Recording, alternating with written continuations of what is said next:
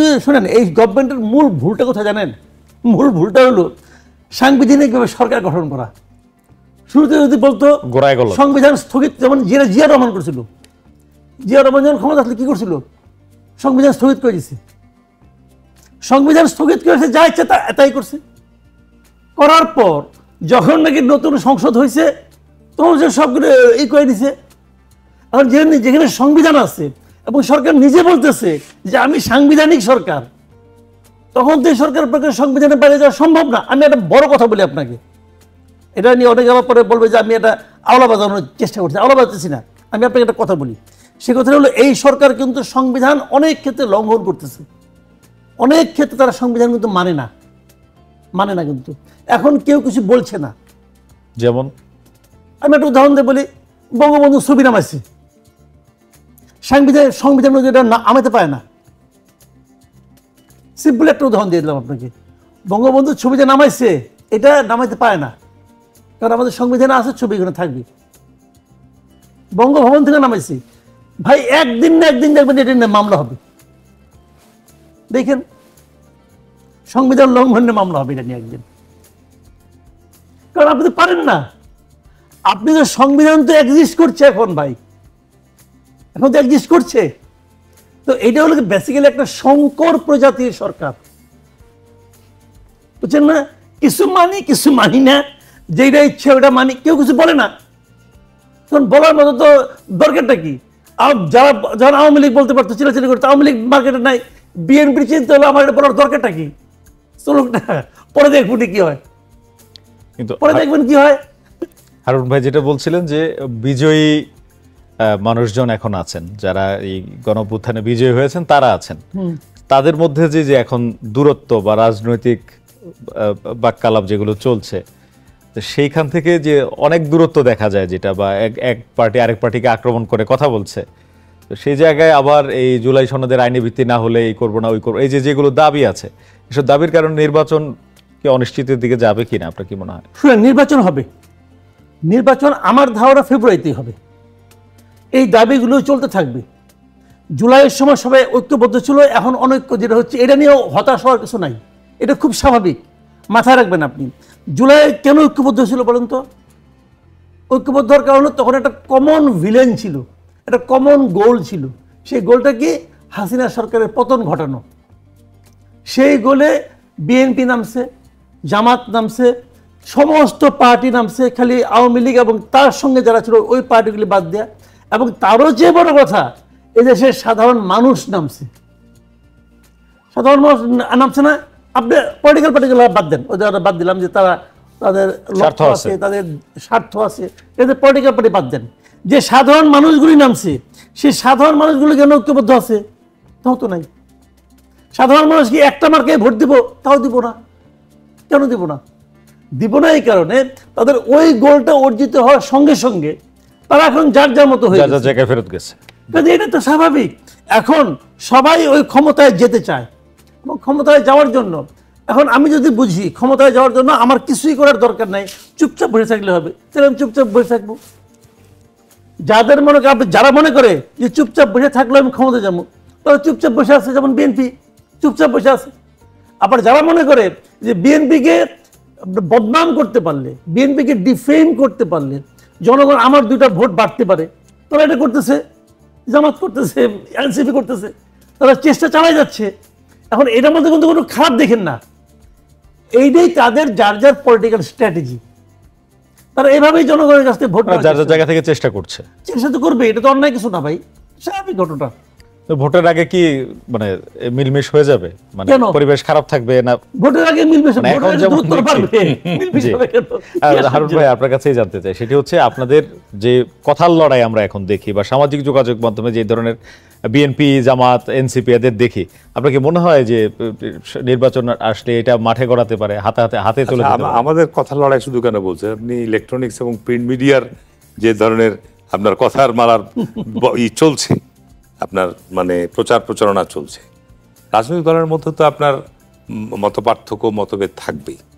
আপনাকে আমি বলি যে নির্বাচন ছাড়া কোনো বিকল্প নাই, আপনাকে নির্বাচন করতেই হবে। নির্বাচনকে কেন্দ্র করে বিভিন্ন রাজনৈতিক দল বিভিন্ন দাবি দেওয়া নিয়ে তারা মাঠে থাকতে পারে, কথা বলতে পারে। তো সবচেয়ে বড় চ্যালেঞ্জ যেটা হচ্ছে যে আগামী নির্বাচনটা হতে হবে সবচাইতে গ্রহণযোগ্য এবং সকল বিতর্কের ঊর্ধ্বে। এখানে আপনার নির্বাচনের যে সমস্ত কারণে, আমি তো ধরেন যে গত 30 বছর থেকে জাতীয় সংসদ নির্বাচন করছি, 91 সাল থেকে। তো এখন এখানে ধরেন যে নির্বাচনের যেসব কারণগুলোর জন্য নির্বাচন প্রশ্নবিদ্ধ হয়, বিতর্কিত হয় বা নির্বাচন প্রভাবিত হয়, এই জায়গাগুলো যদি আমরা আজকে সেনাবাহিনী, বাংলাদেশের যে সমস্ত সাংবিধানিক প্রতিষ্ঠানগুলো আছে, নির্বাচনে যারা দায়িত্ব পালন করবে, যদি এখানে সরকারের ভিন্ন কোনো ইচ্ছা না থাকে, আমি খোলাখুলি বলছি, এখানে সরকারের যদি ভিন্ন কোনো ইচ্ছা না থাকে, সরকার যদি নির্বাচনের তফসিল ঘোষণার কিছুদিন আগে থেকেই তাদের সেই ডেমনস্ট্রেশন দিয়ে উপলব্ধি করায় যে আমরা একটা ঐতিহাসিক নির্বাচন অনুষ্ঠিত করব, তাহলে করতেই হবে এটা। যারা আজকে নির্বাচনে বিভিন্ন শর্ত দিচ্ছে, বিভিন্ন কথা হচ্ছে, এটা বলতে পারে, বলুক, অসুবিধার কিছু নাই। শুনে, রাজনীতিতে আলাপ আলোচনার জায়গা দ্বার সবসময় মুক্ত রাখতে হবে, মেরিটস ডিমেরিটস থাকবেই।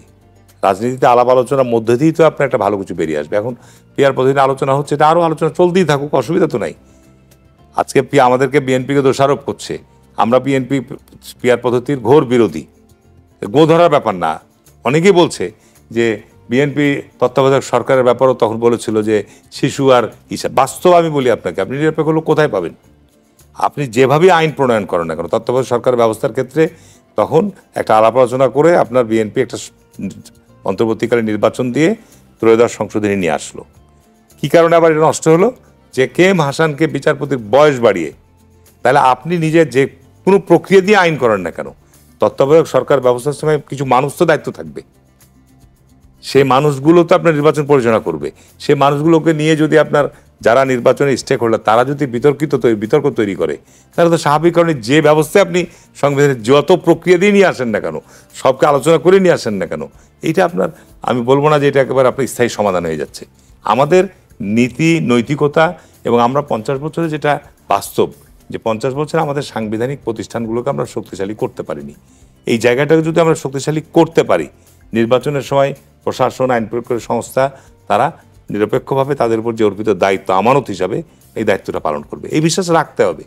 এই বিশ্বাসটা যদি আমরা তৈরি করতে না পারি, আজকে আমরা অনেকে বলছি যে আপনি সারা দেশের আইন শৃঙ্খলা পরিস্থিতি ভালো, কথা আমি বলবো না, কিন্তু নির্বাচনকালীন সময়ে একটা বিরাট কর্মযজ্ঞ হবে। এখানে একটা মাঠ পর্যায়ে ধরেন যে এই 45 দিন বা 1 মাসের যে নির্বাচনী কর্মযজ্ঞ, সেখানে মাঠ পর্যায়ে সেনাবাহিনীতে ম্যাজিস্ট্রেসি পাওয়ার থাকবে।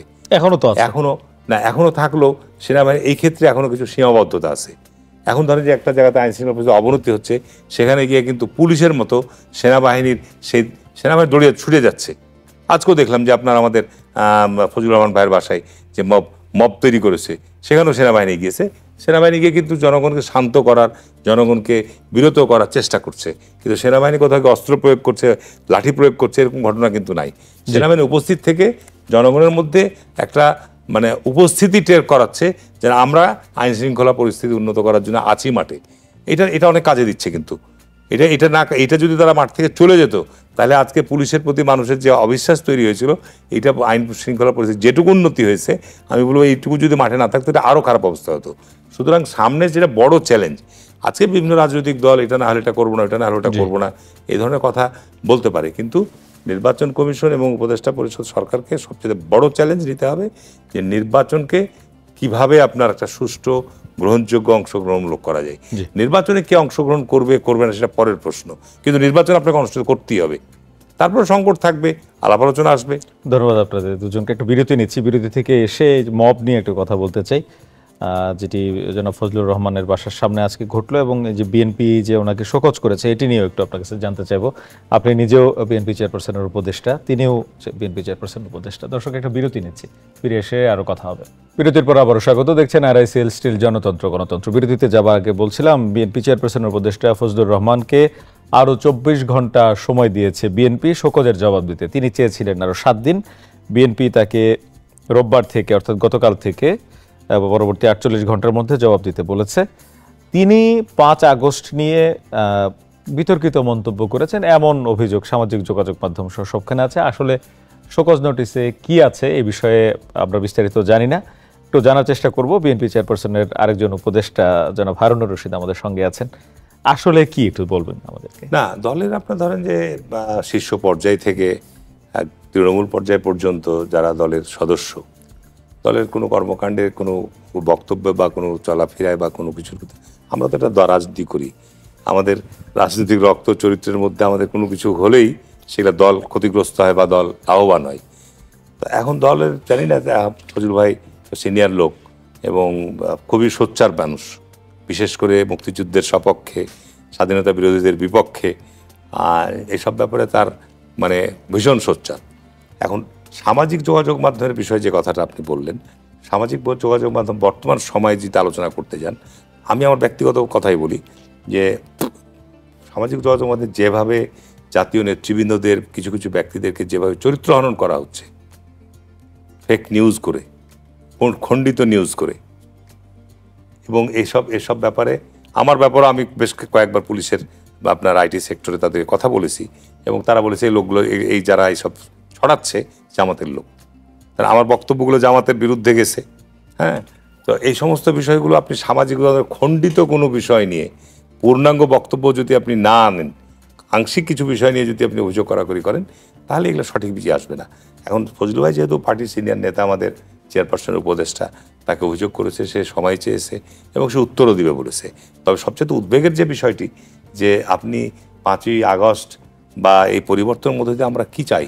মত প্রকাশের স্বাধীনতা, গণমাধ্যমেই হোক, মঞ্চে হোক, সভা সমাবেশ হোক, মত প্রকাশের স্বাধীনতার জায়গা থাকতে হবে তো আপনার।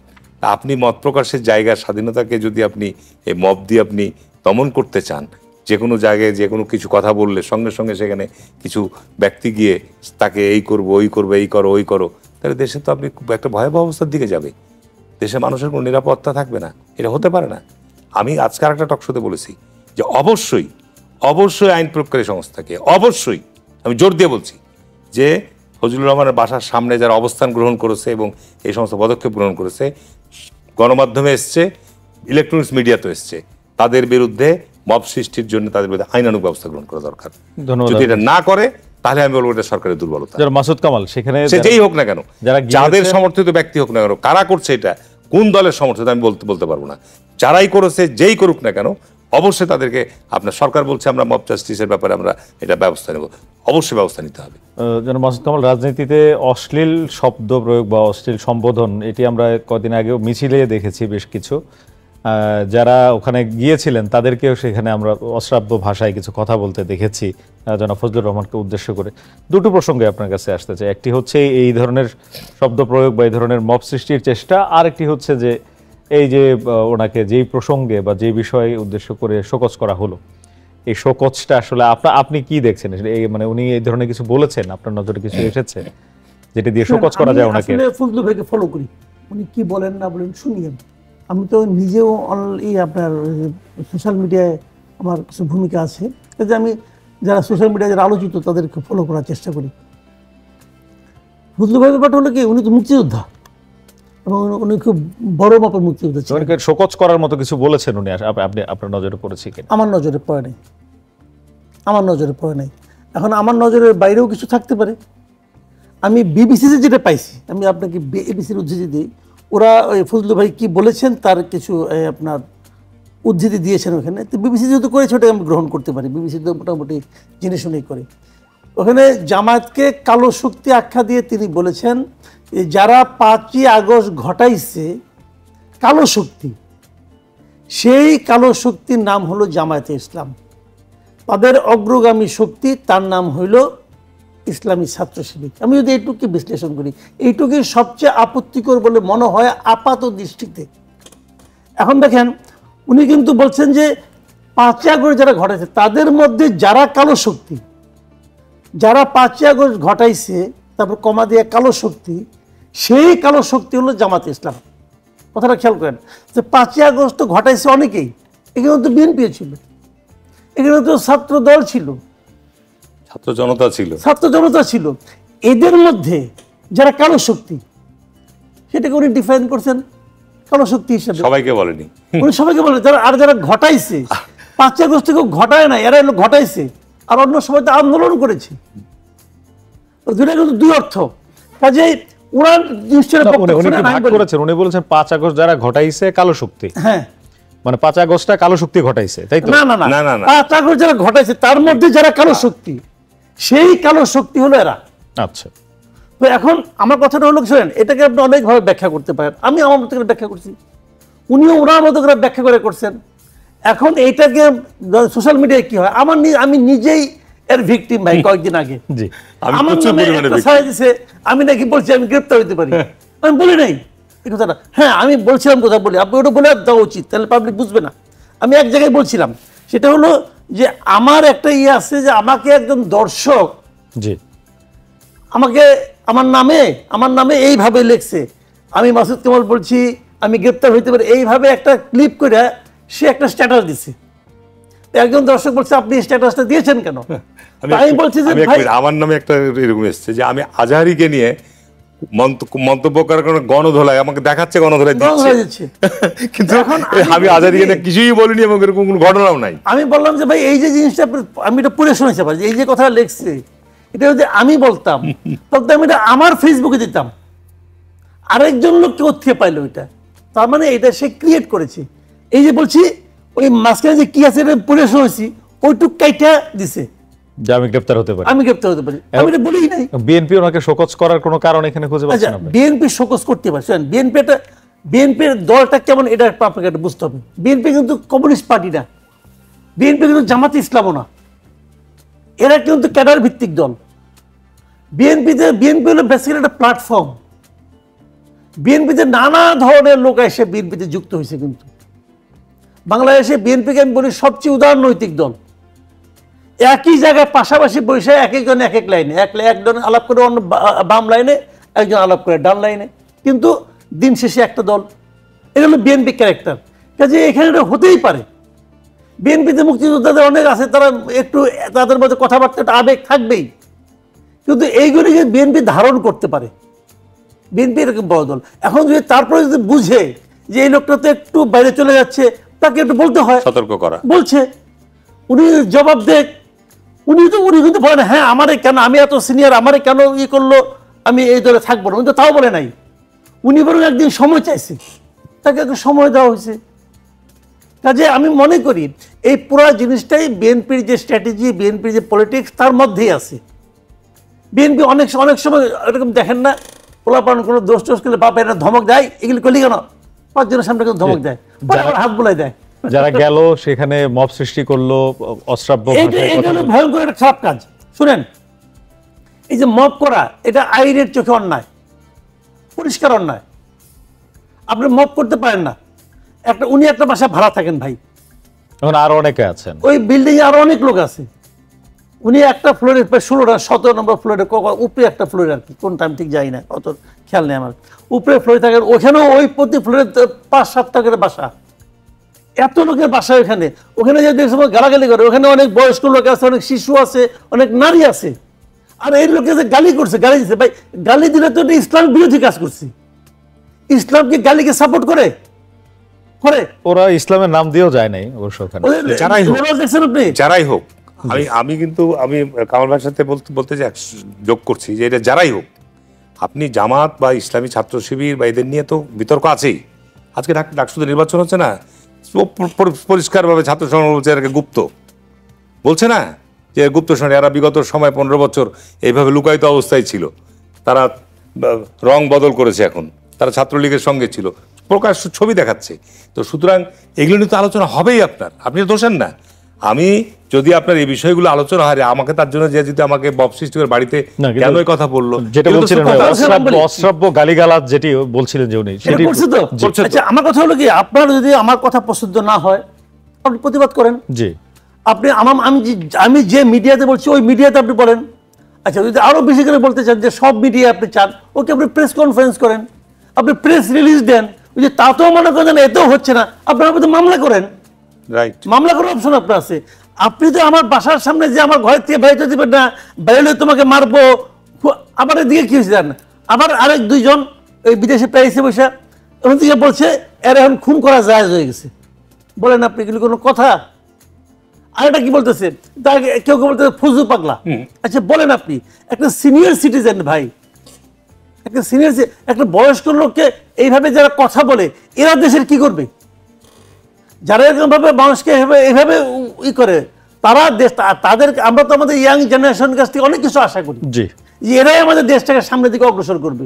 তো এরা যারা এরকম বয়স্ক লোককে বলে, এরা, হ্যাঁ আপনি বলতে পারেন যে উনি বলছে উনি যদি ভুল করে, তো সেই কাজটা তুমি করবা কেন? তুমি করলে তো কি লোক, তাহলে তোমার একজন লোক সমালোচনা করবে। তো এগুলি আমি মনে করি, ভদ্রতা, ভব্যতা, সভ্যতা, এগুলি ভাই শিখতে হয়।